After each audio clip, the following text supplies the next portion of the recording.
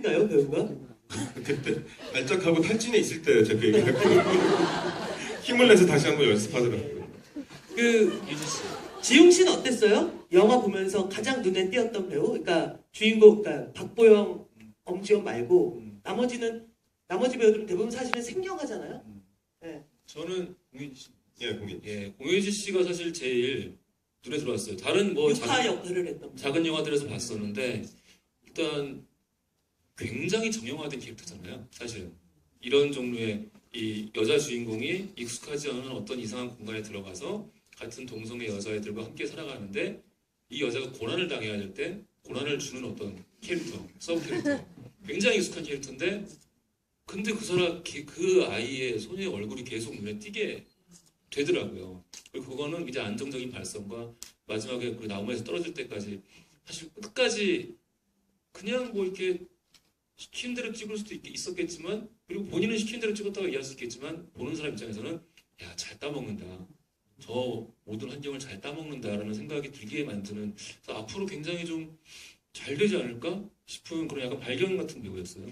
그 나무에서 너 내려와 그러니까 내 내려갈게. 그때 표정 되게 좋죠. 아, 좋죠. 네. 그러면서 이 이제 신인 배우들과 영화를 찍어요. 근데 심지어 영화는 3분의 1 정도가 일본어 대사예요. 전 고민 되게 많았을 것 같다. 제가 연출자면 정말 고민 많았을 것 같은 게 기본적으로 일본어 대사는 아무리 잘해도 관객들이 자막을 보기 때문에 감정이 배우가 연기할 때 실리기가 어렵단 말이에요. 그리고 굳이 뭐 이게 일본에 수출될 것도 아니고 다운로드. 기본적으로 토렌트.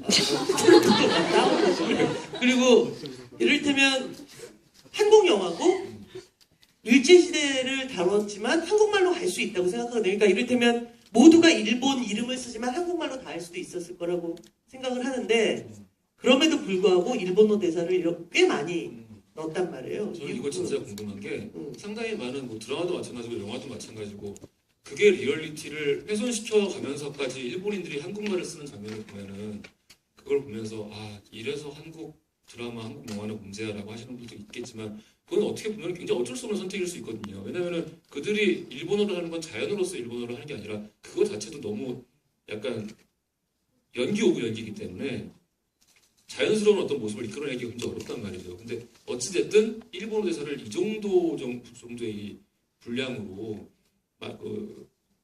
선택을 했다는 거는 어떤 결심이 없었으면 하기 어려운 일이 아니었을까 싶은데. 사실 저는 예를 들면 헐리우드 영화를 보면서 헐리우드 영화 안에 독일인이 설정이 있는데 독일인이 영어를 너무 유창하게 한다. 이런 거 저는 보면서 전혀 상관 없거든요. 이질감도 없고. 근데 유독 우리나라에서 일본 사람 역할인데 한국말을 하는 이런 식으로 그 영화적인 어떤 허용으로 그거를 이렇게 그냥 보여주는 거는 되게 이질감이 있더라고요. 저항감이 있고. 사실 뭐 처음에 그런 얘기 많이 있었죠. 일본어를 그냥 없이 그냥 일본 어차피 설정 그러니까 그냥 뭐 일본 분하고 얘기할 때도 한국말로 하는 게 어떠냐. 근데 왠지 제가 일본어를 못하고 배우들이 또 일본 배우들이 아닐 테니 약간 봐주세요라고 한풀 접고 가는 약간 소심하고 비겁한 느낌이 아닐까라는 생각이 들었어요. 약간 그래서 용기를 내야지라고 생각을 했고 그리고 사실 뭐 일본어 그러니까 저는 사실 일본어를 모르기 때문에 이게 잘하는 일본어인지 알 길은 없죠. 근데 아까 잘하던데 일본어? 이따이 뭐. 네, 죄송합니다. 네. 왜저 농담하지 말라고 이렇게 걸고 그러세요. 네. 어쨌건 되게 그래서 고민이 많았죠. 근데 그냥 저한테는 약간 이 대사의 느낌이나 이런 것들이 말하자면 뮤지컬 연출한다고 생각했어요. 그래서 머릿속에 대충 말씀하신 뭐 이따이 뭐 이런 오이시 뭐 이런 식의 이제 제가 알고 있었던 일본어의 억양이나 어감이나 뭐 이런 것들이 있으니까 그러면 약간 제가 알고 있는 그런 느낌으로 노래를 연출한다라고 생각하고 연출했고요. 사실은 엄지원 같은 캐릭터는 사실 조선인이잖아요. 그러니까 일본어가 완벽하지 않아도 된다고 생각했어요.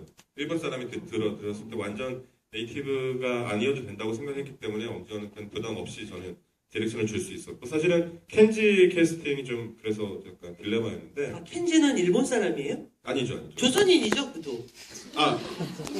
영화 속설정이요. 영화 속설정이에요. 근데 왠지 그래도 될 것 같아요. 그러니까 저는 이 영화가 그래야 니혼진 데스. 아 니혼진이에요. 정말요? 니혼진 데스. 전 이 영화를 보면서 되게 재밌었던 게 모두가 그 황국의 신민처럼 행동하지만 모두가 조선인 같다는 생각이 들었었거든요. 예. 그 조선인 감독이 영화를 만들었어요. 그래서 사실 그 켄지는 일본인인 예, 거예요. 일본인이죠. 일본 사람이죠. 그래서 사실은 켄지 캐스팅을 놓고 진짜 얘기를 많이 했는데 저는 사실 오다 기리조한테 주장을 했어요. 진짜 농담 아니라 진지하게. 근데 아니, 사실 이거 그러니까 예를 들면 천하장사 마도나를 찍을 때 일본어 선생을 초난강 수라고 그래요. 얘기한 거하고 동일한 거였거든요. 근데 요 우리 만든 요 제작사는 약간 너무 놀라더라고요. 투머치다. 예. 그래서 안 줬어요? 그래서 꿈깨라고.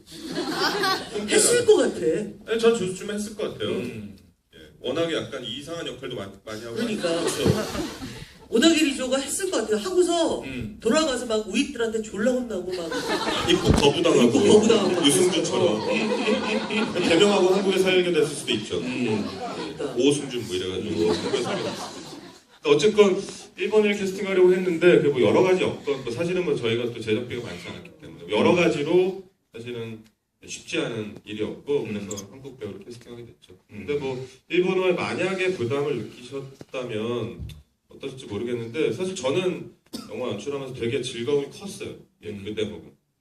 이게 역사적인 맥락 부분도 얘기를 안 할 수 없을 것 같은데 이게 뒤로 가서 그냥 어떤 극영화로만 봤을 때 이 그러니까 장르 영화로 봤을 때 뒤에 가서 이제 배반당하는 어떤 쾌감 같은 게 있지만 사실 맥락을 따지고 들어가면은 이런 식의 어떤 이 피지배인들을 갖다가 실험 재료로 쓰는 그러니까 정복자가 그런 부분들은 사실 저 시기에 독일에서는 굉장히 비일비재했던 일인데 그리고 사실 일본 제국 치하 안에서도 그런 일은 굉장히 많았는데 영화적으로 다루어진 일은 그리 많지 않거든요. 일단 마루터 빼면은 뭐 사실 이렇게 떠오르는 게 없죠.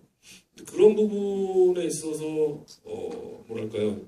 뭐 초반에 그런 얘기들도 좀 있더라고요. 이 영화는 실제 어떤 팩트에 근거를 하고 있다. 뭐 이런 얘기들도 기사로 많이 본 적이 있었는데 이런 부분을 좀 염두를 하고 본 것인지. 아니요, 일단 뭐 고증 같은 거 전혀 생각하지 않았고요. 일단 뭐 그런 자료라고 한다면 731 부대 뭐 이런 건데 너무 험악하니까 이 영화의 소녀성과 너무나 또 멀리 있는 책상을 집어던지는 소녀성. 문짝이에요, 문짝을 던지는 소녀성과는 너무 멀리 있으니까 얼어도 되게 곱게 얼려 있는 화보 얼음 화보 얼음 같은 거 되게 멀리 있으니까 참고하진 않았고요. 근데 그냥 이 시기에 이런 류의 설정을 해도 그 누구도 말이 안 돼라고 너무 멀리 갔어라고 생각하지 않을 거라는 믿음이 있었기 때문에 예, 상상력은 마음대로 발휘했어요. 군복도 조금 처음 보는 군복이었어요. 아 켄지가 입고 있는 군복. 아니 모두가 일본 군들이 입는 군복이. 아 그래요? 네. 그거 사실 이런 얘기해도 되나? 마이웨이에서 입었던 군복 갖고 왔는데. 아 정말요?